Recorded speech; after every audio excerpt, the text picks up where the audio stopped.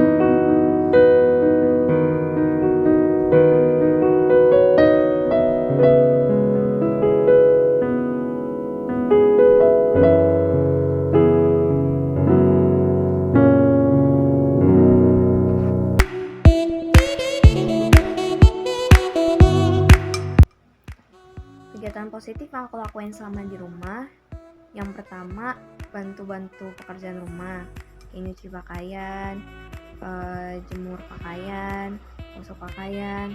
Terus yang kedua, olahraga untuk tetap jaga kesehatan. Yang ketiga, persiapan buat SMA dan belajar-belajar kalau misalkan nanti ada US. Terus di waktu senggang, aku nonton YouTube, baca sosmed, dan belajar bahasa lain kayak bahasa Korea, bahasa Jepang, bahasa Inggris.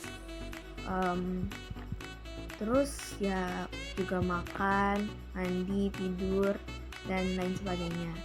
Lewat masa pandemi ini, aku belajar buat peduli sama sesama kita dan tetap bersyukur dengan apapun yang kita punya dan apapun yang kita hadapi.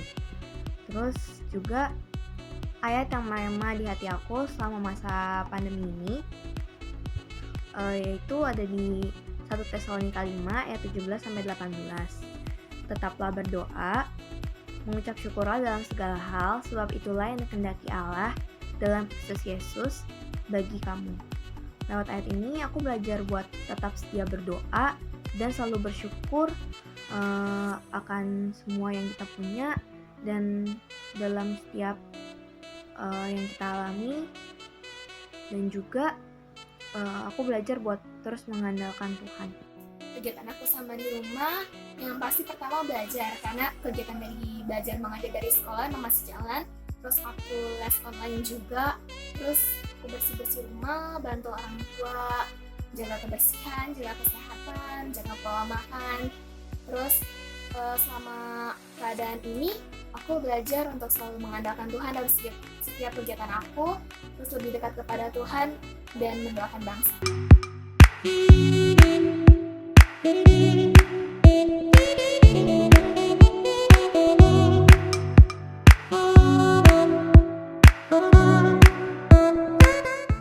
Ya, halo teman-teman semua, balik lagi di ibadah online kita.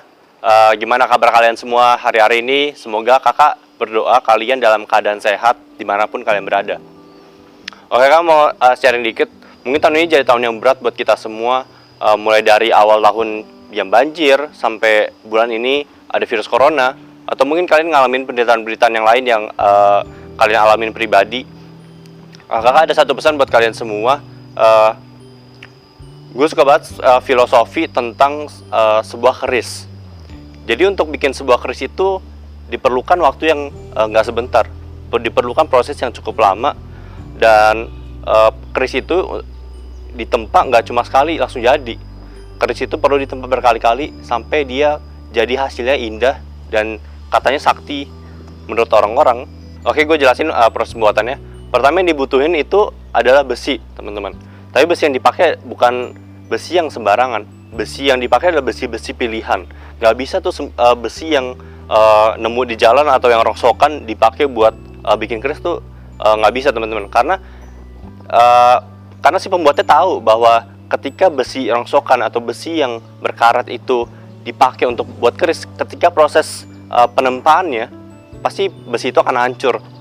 Tapi berbeda, si pembuat besi ini tahu mana besi-besi yang pilihan dan dia akan pakai besi itu untuk menjadikannya besi-besi yang berkualitas. Nah, kita hari ini sama-sama tahu ya bahwa sepakat kalau besi yang dipakai adalah besi-besi berkualitas, bukan besi sembarangan. Kemudian besi pilihan tadi itu dimasukin ke dalam api, dalam tungku, dikeluarin, ditempa berkali-kali, dimasukin lagi, dikeluarin, ditempa berkali-kali lagi sampai dia dapetin kepadatan yang si pembuatnya mau. Setelah dia dihajar berkali-kali, dipanasin berkali-kali, dihajar lagi berkali-kali, sampailah dia jadi sebuah keris yang indah yang sesuai dengan kemauan si pembuatnya. Artinya apa, teman-teman? Artinya kalau kita hari-hari ini ngalamin tempaan-tempaan, ngalamin penderitaan-penderitaan yang terjadi di hidup kita, ya berarti kita ini pilihan.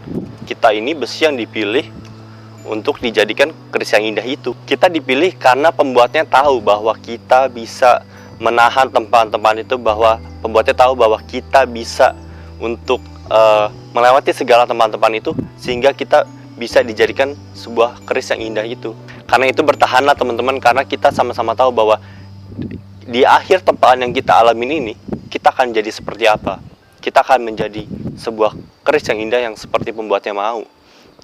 Seperti hidup kita menjadi sesuatu yang indah di hadapannya Tuhan, seperti yang Tuhan mau. Ada dua tipe orang di dunia ini. Pertama, dia yang melihat segala kesulitan di dalam segala kesempatan. Dan yang lain, orang yang melihat segala kesempatan di dalam setiap kesulitan. Jadi intinya tanamkan dalam pikiran kita bahwa kesulitan-kesulitan, penderitaan-penderitaan yang kita alamin itu membuat kita menjadi semakin lebih kuat, membuat kita semakin menjadi lebih stay strong gitu.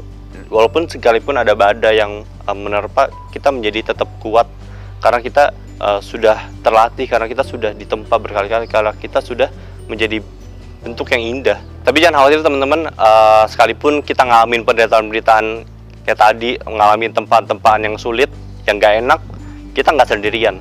Di Kisah Para Rasul 10 ayat 1-4, Petrus dan Cornelius. Di Kaisarea ada seorang yang bernama Cornelius, seorang perwira pasukan yang disebut pasukan Italia. Ia saleh, ia serta seisi rumahnya takut akan Allah, dan ia memberi banyak sedekah kepada umat Yahudi dan senantiasa berdoa kepada Allah. Dalam suatu penglihatan, kira-kira jam 3 petang, jelas tampak padanya seorang malaikat Allah masuk ke rumahnya dan berkata kepadanya, "Cornelius." Ia menatap malaikat itu dan dengan takut ia berkata, "Ada apa Tuhan?" Jawab malaikat itu, "Semua doamu dan sedekahmu telah naik ke hadirat Allah dan Allah mengingat engkau." Gue percaya kita semua pasti seneng namanya diingat. Contohnya aja nih, misalnya kalau kita lagi ulang tahun, pasti kita seneng kalau ada orang yang ingat ulang tahun kita dan ngucapin. Nah ini yang ingat kita itu Tuhan.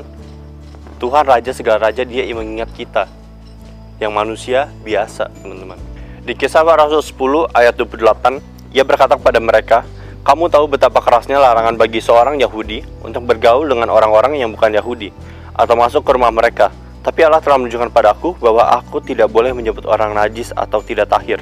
Oke, jadi ini firmannya itu tentang Petrus yang datang ke rumah Cornelius untuk membantu Cornelius karena diberi hikmat oleh Tuhan. Nah, pada zaman itu orang yang Yahudi gak boleh datang ke rumah orang yang non-Yahudi. Padahal saat itu Petrus adalah orang Yahudi dan Cornelius orang yang bukan Yahudi. Tapi karena Tuhan beri hikmat, pada Petrus pergi ke rumah Cornelius untuk bantu Cornelius saat itu. Oke, artinya apa teman-teman? Artinya ketika Tuhan sudah berkehendak, ketika Tuhan sudah ingat kita, ketika Tuhan sudah mau menolong kita, gak ada batasan-batasan yang bisa menghalanginya teman-teman. Segala batasan itu diterobos, budaya-budaya, penghalang-penghalang diterobos oleh Tuhan supaya kita dapetin pertolongannya dia. Bahkan hal-hal yang gak masuk akal, bahkan hal-hal yang menurut kita gak mungkin terjadi, tapi di hadapan Tuhan segala sesuatu itu mungkin untuk terjadi. Gue gak tahu apa yang lagi lu alamin hari-hari ini, penderitaan apa yang lagi lu alamin. Mungkin masalah perekonomian, masa depan, hubungan sama keluarga, sama orang tua. Tapi apapun pergumulan lu, percayalah bahwa satu hal, Tuhan selalu mengingat kita. Manusia bisa lupain kita, tapi Tuhan gak pernah melupakan kita. Jadi teman-teman, Tuhan ingat kita, Tuhan tahu apa yang kita butuhkan, Tuhan tahu pertolongan apa yang kita sedang butuhkan. Gini, burung pipit di udara aja Tuhan pelihara, apalagi kita, pasti Tuhan akan tolong. Apalagi kita ini anaknya. Bahkan firman Tuhan bilang, kita ini gak cuma sekedar anak, kita ini dipandang oleh Tuhan sebagai biji matanya. Sesuatu yang sangat berharga, Tuhan jaga, pasti akan Tuhan jaga. Jadi contohnya aja orang yang kena virus corona, pasti orang kena virus corona dan jadi pengawasan rumah sakit pasti akan dijaga benar-benar sama rumah sakit itu, sama tenaga medis, pasti akan dimonitor makanannya, istirahatnya, asupannya pasti akan dijaga, pasti dia akan selalu dicek, mungkin temperaturnya, kadar kandungan dalam darahnya, pasti akan selalu dicek secara rutin. Karena apa? Karena dia ada dalam pengawasan dan kita tahu bahwa sama-sama tenaga medis itu berusaha untuk menjaga pasien itu supaya pasien itu bisa sembuh. Nah, apalagi kita yang ada dalam pengawasan Tuhan selama 24 jam.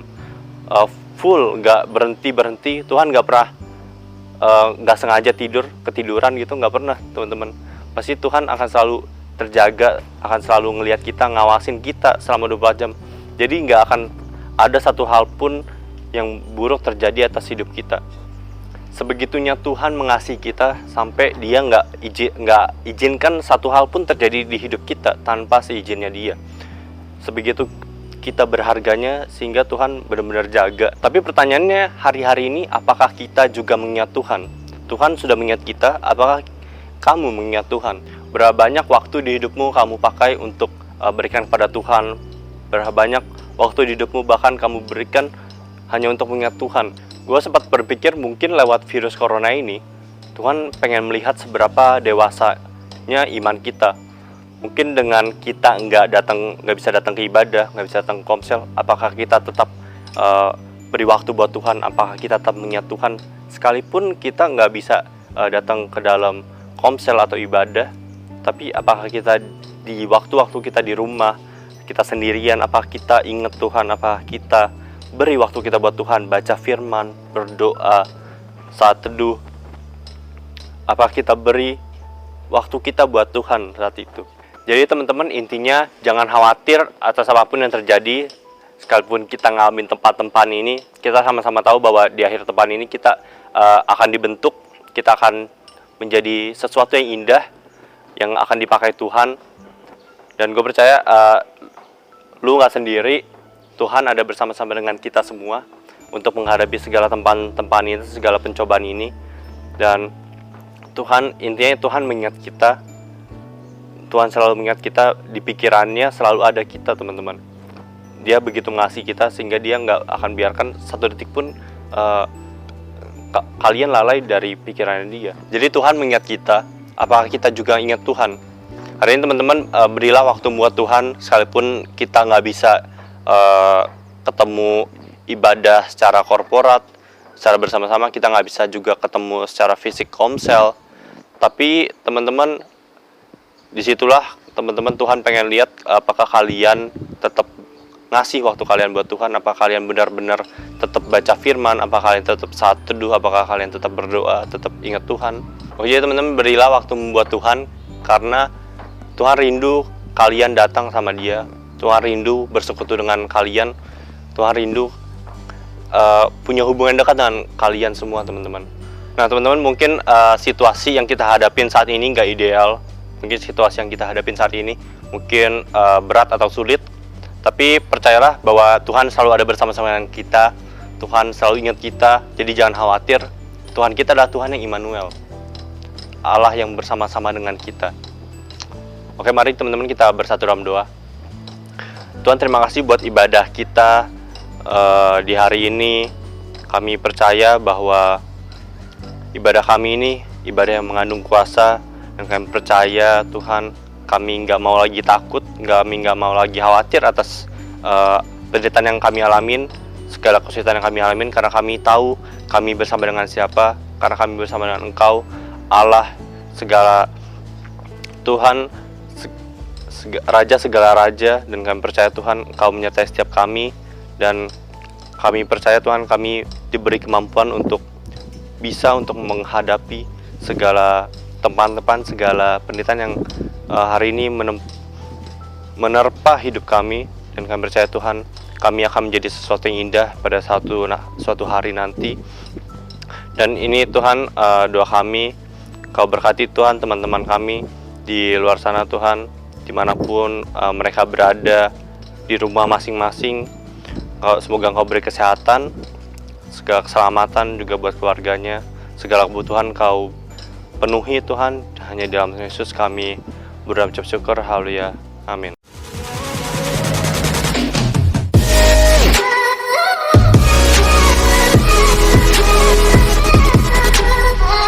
Oke guys, jangan lupa untuk subscribe channel YouTube Z4D, dan jangan lupa juga nih follow Instagram Z4D. Kenapa harus di follow? Biar kalian tentunya tahu info-info terkini dari Z4D. See you guys and God bless you.